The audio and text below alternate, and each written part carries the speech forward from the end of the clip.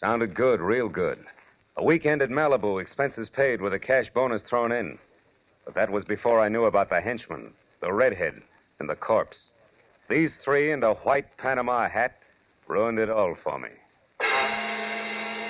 From the pen of Raymond Chandler, outstanding author of crime fiction, comes his most famous character as CBS presents The Adventures of Philip Marlowe.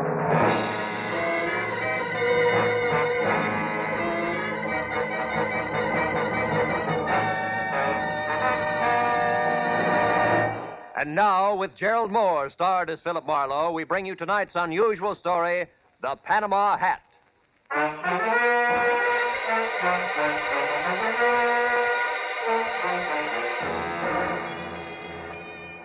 I was sitting in my office bombing the ashtray on my desk with paper clips, wondering what kind of a job a private detective gets when clients stop calling completely.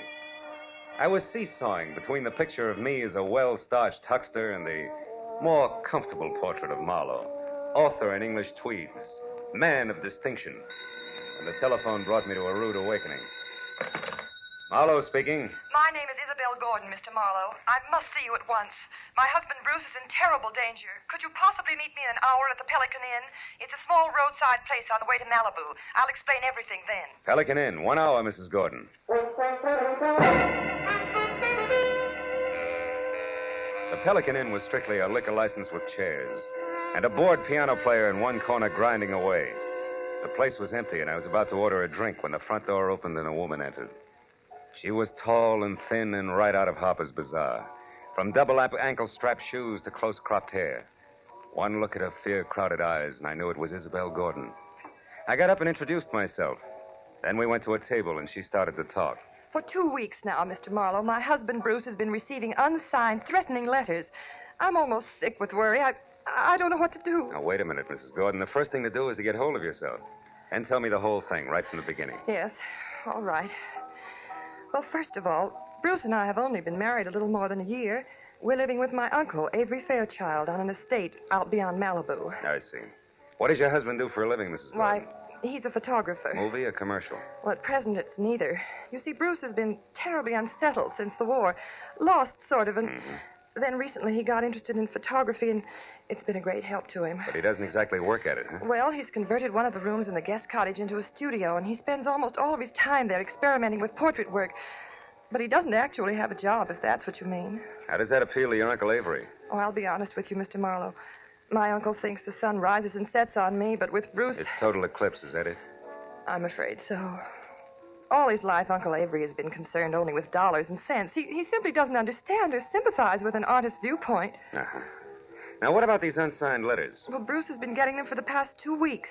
They're always made up of words cut from newspapers and pasted on ordinary paper. That's a cheap stunt. What do they say? Each one threatens my husband's life.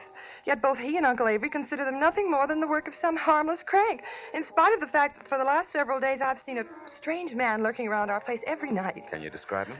No, except well, he's about your height and build. Is that all? Yes. No, Wait a minute. There is something else. Each time I saw him, Mr. Marlowe, he was wearing a white Panama. Well, that's not much to go on. Tell me, why haven't you called the police? Uncle Avery wouldn't hear of it. He hates publicity, dreads it. That's why I suggested contacting you, a private detective. That's sort of a bodyguard for Bruce, huh? Yes. However, Mr. Marlowe, Bruce is somewhat temperamental, and I know he'd rebel at the thought of being watched over, so I'd rather you posed as a house guest, an old college chum of mine, perhaps. My fee is $25 a day plus expenses, Mrs. Gordon. Oh, any price is all right, Mr. Marlowe. Let's see, it's a little after 7 now. Can you be at our place at Malibu at 9? I think so. But as a fellow alumnus, Isabel, one last question. Where'd you go to college? Southern California. Why? Well, I was afraid you might say Vassar.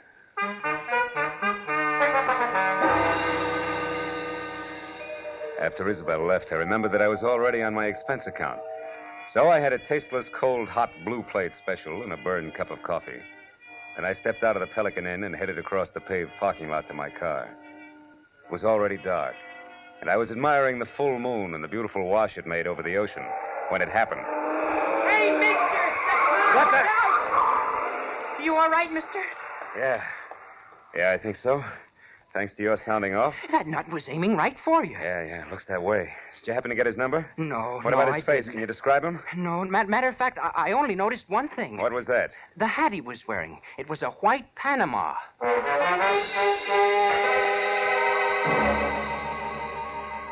I tried to be broad-minded, but there was no other way to look at it. The gentleman in the white Panama hat definitely meant business. I returned to my apartment in Hollywood, where I shaved, showered, and packed. And then I headed for Malibu. At 8:45, I was inside the grounds of the Fairchild estate. Another mile, and I was at the front door. When I entered, Isabel greeted me like I was a keg of brandy around a St. Bernard's neck. Then we waded through an inch-thick carpet to the library, where Uncle Avery, fat, bald, and looking like he'd just bitten into an underripe persimmon, was waiting. I wasn't asked to sit down, and I wasn't offered a cigar. Avery Fairchild was not one to waste time. I'm a very rich man, Mr. Marlowe.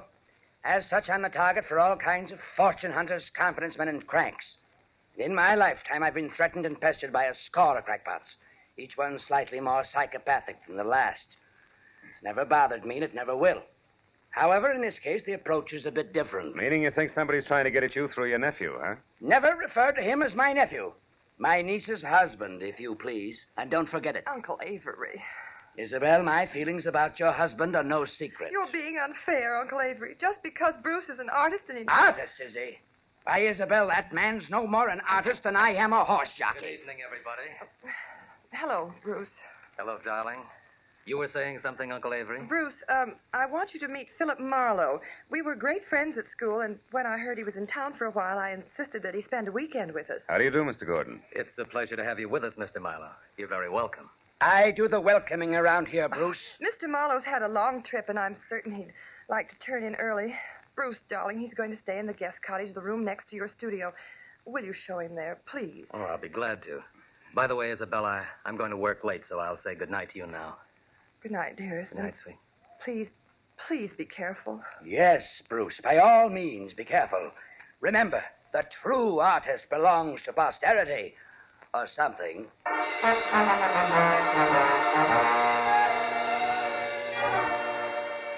guest cottage was only a landscaped hop, skip, and a jump from the museum that Uncle Avery called home. And as Bruce and I strolled along a flagstone path, I feigned a deep interest in photography. That was all my host needed. He struck at the bait like a shark with malnutrition. Well, Mr. Marlowe, it didn't even occur to me that photography might be one of your hobbies. Isabel never said a word. Well, good for Isabel. I'm strictly a dabbler. Now, tell me, Mr. Gordon, how long have you been at this? Portrait work? Oh, about 6 months. You see, I divide my time between my studio here and a school I attend in Hollywood. That way, I capture both the theory and practical experience at the same time. Oh. Well, here we are. Would you like to see the studio? Yes, I would. Here, let me get the lights. Well, this is all right, huh? Enlarger, 2 cameras, dark room. Are these your pictures? Yes. What do you think of them? I don't know exactly. They're certainly different, huh? They are unusual, aren't they? Yeah. You see, Marlowe, each picture is actually made up of 2 separate studies which are superimposed. I call it interpretive photography. Uh-huh. Now, this one. A splash of light and a bent pipe cleaner? The sun and the plant shoot. It's called metamorphosis. Oh. What about that one there in the corner? Girl's face and clouds, maybe. Mr. Marlowe, you'll excuse me, but that picture isn't ready for display yet. I'm sorry. I didn't mean to pry. I thought it was just another interpretive photograph. Well, it's not. That is, it isn't finished yet. Now, Mr. Marlowe, I'm afraid I've forgotten what my wife said about your long trip. Shall I show you to your room? Yes, please do, Mr. Gordon.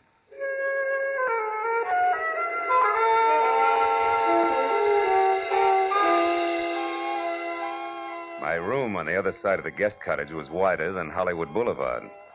After Bruce apologized for his display of temperament and bid me a polite good night, I climbed into the silk pajamas that were laid out for me, stretched out on the bed, and tried to figure who belonged to the white Panama hat. But an hour passed, and I wasn't getting any sensible answers. So I switched out the light, put my gun on the table next to me, and snuggled into what felt like 1.5 miles of mattress.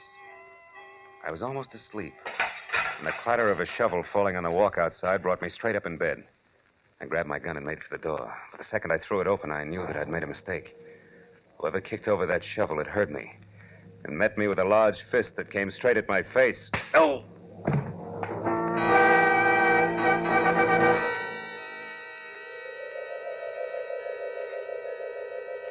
As I came back into the world, I was embarrassed to find myself alone and flat on my back. When I started to get up, I felt like the L.A. Dons, water boy and all, had run over my face. My gun was a few feet away, and when I went to pick it up, I stopped short. There was a souvenir from the man with the great big fist. A gold cigarette lighter. It was engraved to Skipper on his birthday. Putting it in my pocket, I picked up my gun and made for Bruce's studio. He wasn't there. I threw on some clothes and went back to the house and found Isabel in the living room. I was about to give her a biased account of the shortest fight on record when I noticed Uncle Avery quietly entering the house from a side door that led to the garden. What's the matter, Phil? Bruce isn't in the studio anymore. What? Now, Isabel, there's no reason for alarm. Why, Bruce often goes off into the night like this. Called it a search for beauty or some such rot. And what was it you were after just now outside, Mr. Fairchild? I was looking for my niece, Marlowe. Isabel, your cousin John telephoned to say he wouldn't be down this weekend. Oh. I didn't know there were to be other guests. Oh, just my cousin, John Martin, Phil. Not really a guest. He comes down often. Too often to suit me. Oh, Uncle Avery, please. You know that I'm fond of him. Yes, but I don't know why. He's a chronic gambler and of no use to anyone. Living at the Wilshire Gardens when he can't afford it. Driving expensive Oh, cars. you're too hard on him. Skipper is Skipper? Yes. Do you know him? No. No, I don't. Well, you're not missing anything, believe me. Oh, I do believe you, Mr. Fairchild. I believe your every word. What? Good night, all. I left the house and headed straight for my car with the Wilshire Gardens in Hollywood in mind. It was just a chance that John Skipper Martin might own a white Panama hat. When I got to the prodigal cousin's bungalow, it was dark inside. So I pressed one hand close to my gun and the other against the doorbell. But there was no answer. A side window was open, and I started toward it when a nasty voice greeted me from the shadow of a palm tree. Good evening. Lovely night, isn't it? I hadn't noticed. I've been busy. I know. We've been waiting for you for a long time. We? Uh-huh. Me and my nice shiny revolver here. 38. Oh, I see. Well, you make a handsome couple, and I hope you're both very happy together now. What do you want? I don't want anything. I'm here to give you something. Advice. Look, brother, I've already told you I'm busy, so if this is a heist, let's get it over with, fast. You know, I think you're confused. I'm holding the gun, Mr. Martin. Martin? John Skipper Martin. Surprised that I know your name? Why, yes. Yes, I am. I don't recall having had the pleasure. You haven't. People never forget me, Mr. Martin. My tag is Brock. Does that mean anything? No, what do you do? Sing, dance, tell jokes? Yeah, that's it. The last one. I tell jokes. I can't wait. You won't have to, Mr. Martin. I'm going to tell you one right now. Goes like this. Once upon a time, a young punk borrowed $10,000 from a generous gambler on his promise to pay the money back within a week. But the young punk never came across. So the gambler told a nice fellow named Brock to call on the young punk and tell him that he had 48 hours in which to get the money together. And that if he didn't, he'd never see the 49th hour. What's the matter, Mr. Martin? Don't you like jokes?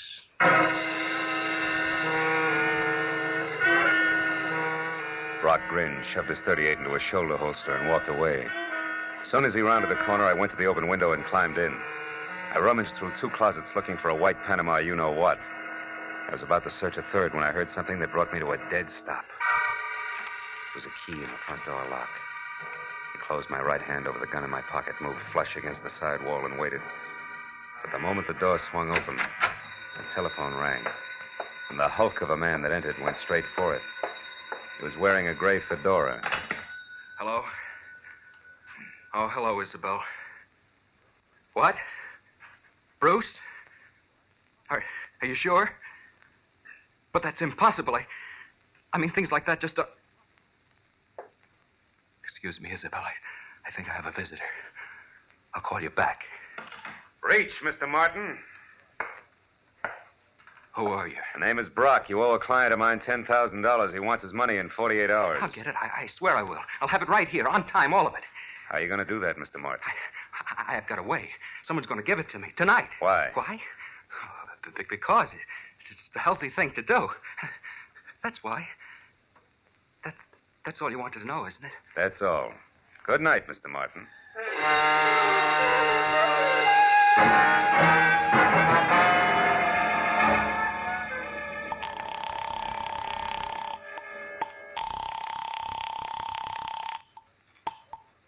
Hello? This is Marlowe, Isabel. I'm calling from a drugstore in Hollywood. Has Bruce returned yet? No, and he won't. He's been kidnapped. What's that? And whoever did it wants $50,000 before morning, or we'll never see Bruce alive again.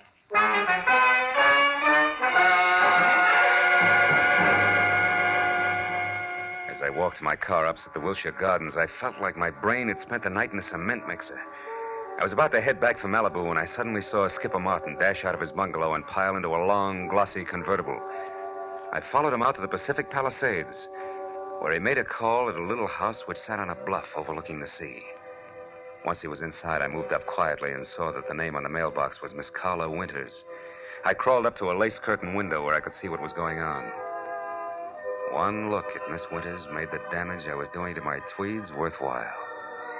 She was strictly Dragon Lady, with flaming red hair and a waist you could span with two hands, if you were lucky enough to get that close.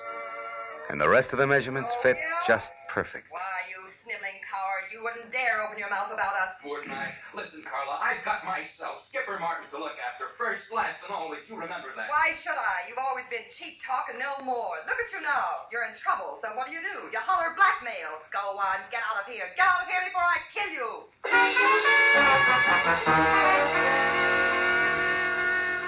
When Skipper slammed the front door, stomped to his car, and roared off, I couldn't figure any reason, legitimate reason, that is, for calling on Carla Winters.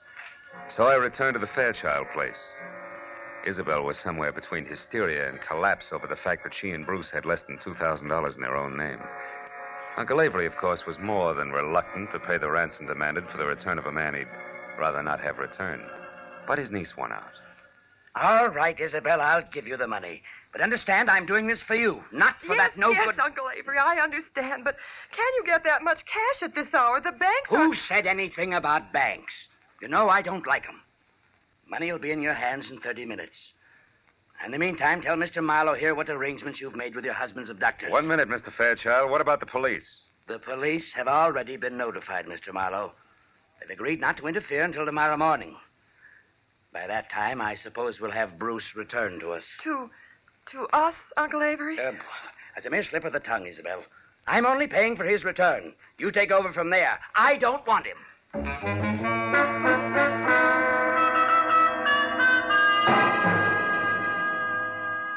A half hour later, Avery Fairchild handed me a bundle of bills which added up to $50,000 cash. The bills seemed slightly dirty. The old geezer must have had them buried someplace. For a moment, I couldn't help thinking, boy, to get at this place with a shovel sometime. But then I got back to the more pressing matters at hand. I wrapped up the money in a shoebox, and I drove north along the Pacific Coast Highway. I covered the 60 miles to the rendezvous, which was a junkyard near Ventura, in about as many minutes.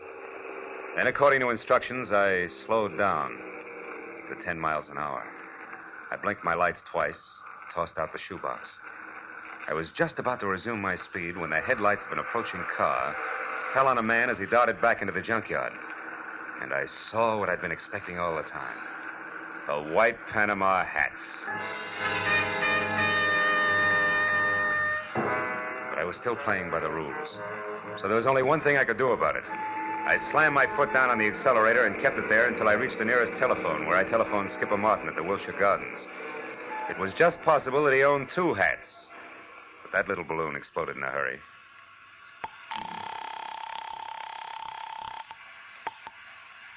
Hello? Mr. Martin? Yes. Who is this? This is Brock, remember me? Oh, yes, of course. I've been hoping you'd call. You mean you got the money right now? Well, no, not this minute, but I will have it in a couple of hours. You're sure, Mr. Martin? I'm positive, Brock.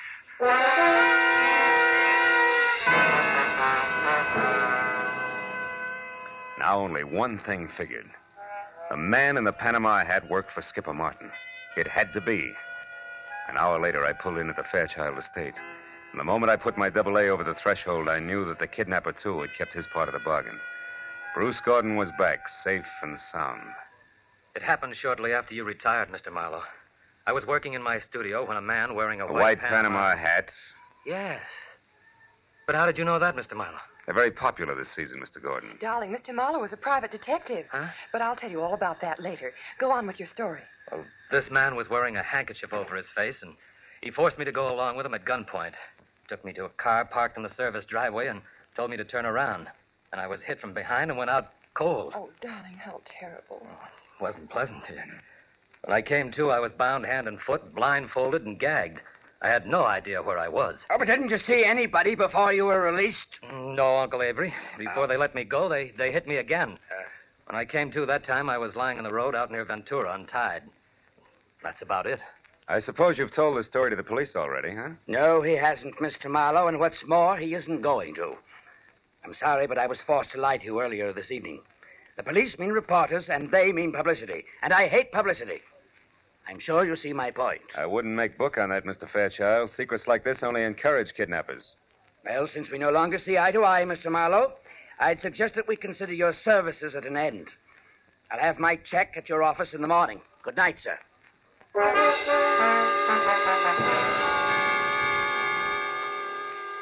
Avery Fairchild wasn't the kind of a man you argued with. I threw my coat over my arm, tipped my hat to Isabel, and stepped outside. I hadn't once mentioned Skipper Martin to the family. That might have been a mistake, but I still wanted to look around before I yelled copper. As I walked past the guest cottage, I decided to go in and check Bruce's studio. Maybe the man in the white PH had left a few odd footprints on the ceiling. I tossed my coat in a corner chair and started through the clutter. 10 minutes later, I'd found nothing. I was about to leave when I suddenly remembered the picture of a girl in some clouds that Bruce had been so careful to keep out of sight. It hadn't been moved. And when I brought it into the light, I didn't have to look twice.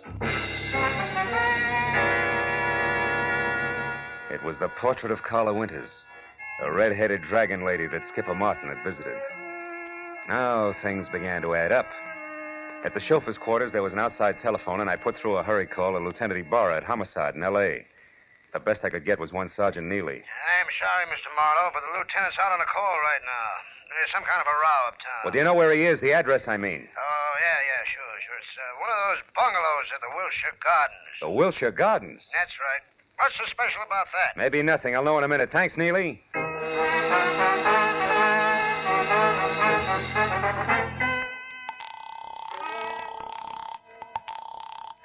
This is Marlowe, Ibarra. What brings you to Skipper Martin's at this late hour? Well, it seems as though some person or persons unknown fired a gun several times a little more than an hour ago. 4 shots, to be exact. Well, you think Skipper Martin fired them? No, Marlowe, I'm sure Martin didn't fire them. You see, he stopped them, personally.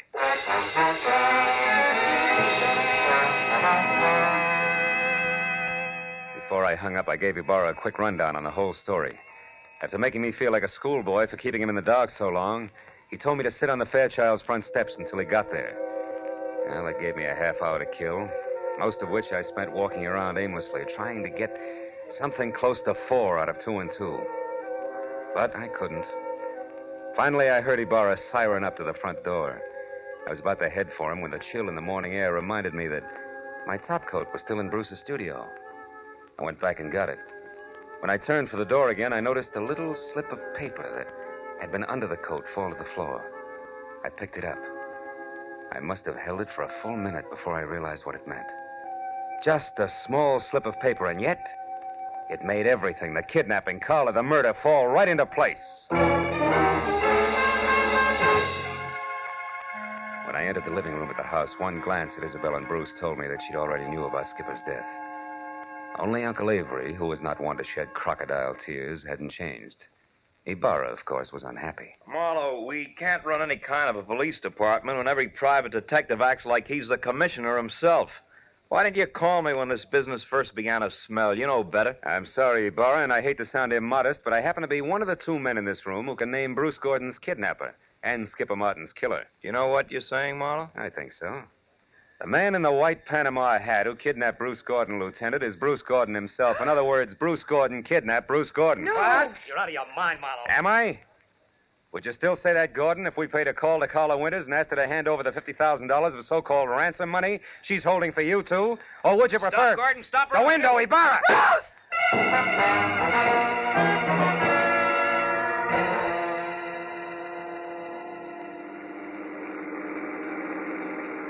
Then, in other words, Marlowe, Bruce, who eventually planned to divorce Isabel and marry Carla Winters, wanted to have a little stake, like $50,000 around first. That's right, Ibarra. But Skipper Martin knew about Bruce and Carla's plans to marry later, and he tried to blackmail them to pay off his gambling debts. That's why he came to Bruce's cottage on the sly. However, he got there just in time to see Bruce leave of his own free will, and therefore knew later that he couldn't have been kidnapped. Which gave him two holds over Bruce. That's right. But he made a mistake when he went to Carla's house and got too demanding, because she told Bruce about it, and before he released himself, he took care of Skipper, with 4 gunshots to be exact. Charming people, aren't they, Ibarra? Lovely. Sometimes I think I should shoot higher and save the state a lot of money. And he almost got away with it. By the way, Marlowe, how do you know? That Bruce was the man in the white Panama hat? Well, I was pretty certain, but I got my proof accidentally. Promise not to repeat this, Ibarra? Yeah? Well, I practically fell over a little slip of paper in his studio. It was a receipt from a department store, and it was made out to Bruce Gordon. For 1 Panama hat? Uh-huh. Nothing else but.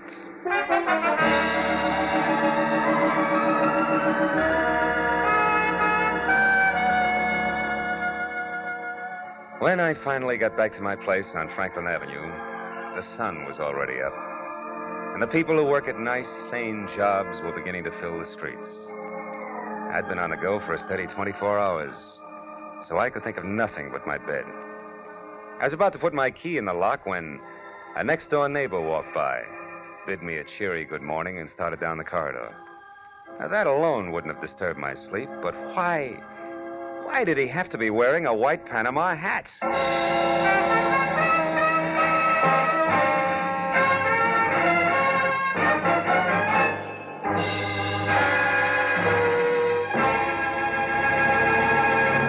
The Adventures of Philip Marlowe, created by Raymond Chandler, stars Gerald Moore and is produced and directed by Norman MacDonald.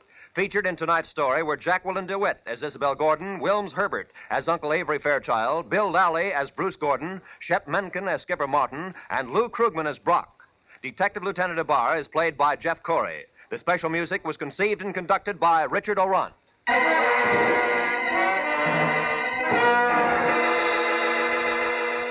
Be sure to be with us again next week at this same time when Philip Marlowe says...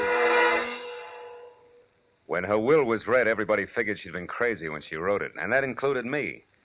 But I changed my mind after spending the night on an island with a pig, a cat, and an ape. Because in reality, they were people.